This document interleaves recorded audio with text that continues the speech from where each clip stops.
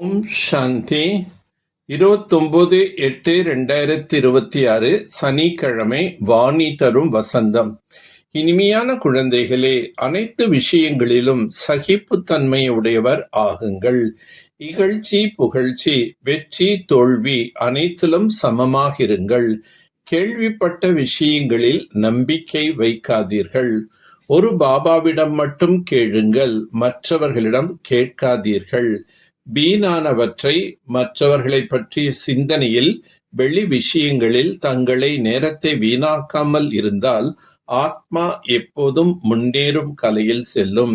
இல்லாத பொல்லாத விஷயங்களை கேட்பதால், அதன் மீது நம்பிக்கை வைப்பதால் நல்ல குழந்தைகள் கூட விழுந்து விடுகிறார்கள். ஆகவே மிகவும் கவனமாக இருக்க வேண்டும். பக்தி மார்க்கத்திலிருந்து நாம் இறங்கிக் கொண்டே வந்தோம் என்பது உங்களுக்கு தெரிகிறது. நாடகத்தின் ரகசியம் புத்தியில் இருக்கின்றது. இப்போது நாம் தேவதைகளாக ஆகிக் கொண்டிருக்கின்றோம் என நீங்கள் அறிகிறீர்கள். இங்கே தெய்வீக குணங்களை தாரணை செய்ய வேண்டும். உணவு வகைகள் கூட தூய்மையானதாக இருக்க வேண்டும். அனைத்து விஷயங்களிலும் பொறுமை வேண்டும். ஒவ்வொரு பொருளும் தமோ பிரதானமாக இருக்கின்றது. இந்த சிருஷ்டியும் தமோ பிரதானமாகத்தான் உள்ளது. தத்துவங்களும் தமோ பிரதானமாக உள்ளது. எனவே இவை துக்கத்தை அழிக்கின்றன. யாருடைய விஷயத்தையும் கேட்காதீர்கள். வீணாக மற்றவர்களை பற்றி சிந்தனை செய்யாதீர்கள்.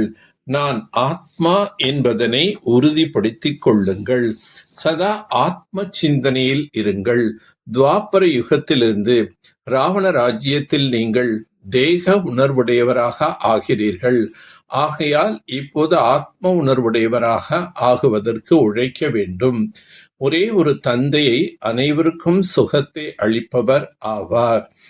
இப்போது இரவின் முடிவில் தெய்வீக குணங்களை தாரணை செய்தால் பிறகு அதிகாலை என்பது வந்துவிடும். தங்களை தாங்களே ஒவ்வொருவரும் சோதனை செய்து கொள்ளுங்கள். தங்களுக்குள் என்ன குறை இருக்கின்றது?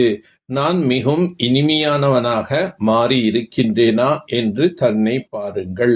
குழந்தைகளாக நீங்கள் உயர்ந்தவர்கள் ஆக வேண்டும். மிகவும் இனிமையாக மாறுங்கள். ஒருபோதும் கோபத்தோடு பேசக்கூடாது. எவ்வளவு முடியுமோ அன்போடு வேலை வாங்குங்கள். யார் முதல் நம்பரில் இருந்தாரோ அவருக்குள் நான் வருகிறேன். அவரோ இப்போது இறுதி நம்பரில் இருக்கின்றார். அவரும் முயற்சி செய்து கொண்டிருக்கின்றார் மீண்டும் நம்பர் 1 நிலை அடைவதற்காக. சாந்தி தாமம் நம்முடைய வீடு, சுகதாமம் நம்முடைய ராஜ்யம் என நீங்கள் அறிகிறீர்கள். துக்கதாமம் ராவணன் ராஜ்யம் ஆகும். துக்கதாமத்தின் பந்தனத்தை மறந்து கொண்டே செல்லுங்கள். தெய்வீக தர்மத்தை சார்ந்தவர்கள் யாரோ அவர்கள் உடனே ஞானத்தை புரிந்து கொள்வார்கள். புதிதாக வருகின்றவர்கள் உடனே இந்த சேவையில் ஈடுபடுகிறார்கள். பழையவர்கள் இவ்வளவு செய்வதில்லை. புத்தம்புது குழந்தைகள் சேவையின் மூலம் மனதில் இடம் பிடிக்கின்றனர். பழையவர்கள் எத்தனையோ பேர் போய்விட்டனர். ஆகவே யாரை மிக உயர்ந்த பிராமணகுல பூசணர்கள் என்று கூறுகின்றோமோ அவர்களில் ஒரு சிலர் முதலில் ஆச்சரியப்படக்கூடிய வகையில் கேட்கின்றனர், பிறகு ஓடிவிடுகின்றனர். தனக்குத்தானே சோதித்துக் கொள்ள வேண்டும். நான் மிக மிக இனிமையாக இருக்கின்றேனா என்று பாருங்கள். எனக்குள் என்னென்ன குறை இருக்கின்றது? அனைத்து தெய்வீக குணங்களும் தாரணை ஆகி இருக்கின்றதா? தங்களுடைய நடத்தை தேவதைகளைப் போன்று மாற வேண்டும். அசுர உணவுகளை தியாகம் செய்ய வேண்டும். எந்த ஒரு வீணான விஷயங்களையும் கேட்கக்கூடாது, மேலும் பேசக்கூடாது. பொறுமையாக இருக்க வேண்டும். தன்னுடைய நினைவு, உள் உணர்வு மற்றும் பார்வை அலௌகிகமாக ஆக்கக்கூடிய அனைத்து கவர்ச்சிகளிலிருந்தும் முக்தி அடைந்தவர் ஆகுக. எப்படி சங்கல்பமோ அப்படி சிருஷ்டி என்று சொல்லப்படுகின்றது. புதிய சிருஷ்டியை படைப்பதற்காக நிமித்தமாக இருக்கும் விசேஷ ஆத்மாக்களின் ஒவ்வொரு சங்கல்பமும் சிரேஷ்டமான, அதாவது அலௌகிகமானதாக இருக்க வேண்டும்.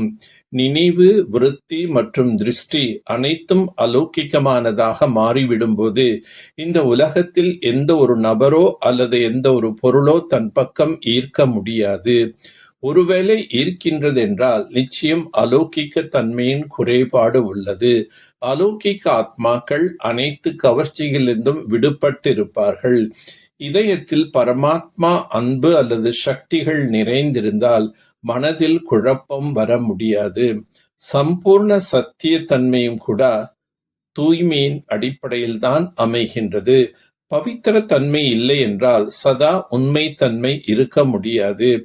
காம விகாரம் மட்டுமே அப்பவித்திர தன்மை அல்ல, அதனுடன் மற்ற துணைவர்களும் இருக்கிறார்கள். எனவே மகான் பவித்திரம் என்றால் அப்பவித்திரத்தாவின் பெயரோ அடையாளமோ இல்லாதிருக்க வேண்டும். நல்லது. ஓம் சாந்தி. ஓம் சாந்தி. ஓம் சாந்தி.